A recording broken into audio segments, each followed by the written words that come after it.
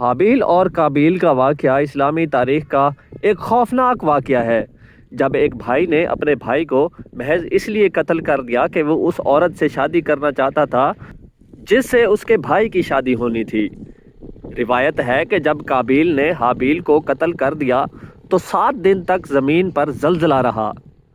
قابیل، جو پہلے بہت خوبصورت اور خوش شکل تھا، بھائی کا خون بہاتے ہی اس کا چہرہ بالکل سیاہ اور بدصورت ہو گیا۔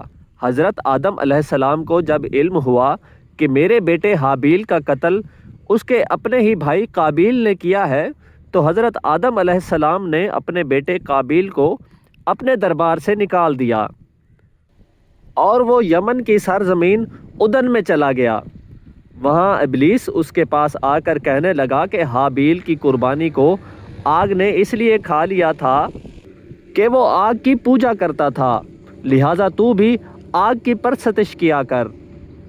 چنانچہ قابیل پہلا شخص تھا جس نے آگ کی پرستش شروع کی۔ وہ اس روئے زمین پر پہلا شخص تھا جس نے اللہ کی نافرمانی کی اور زمین پر خون ناحق کیا۔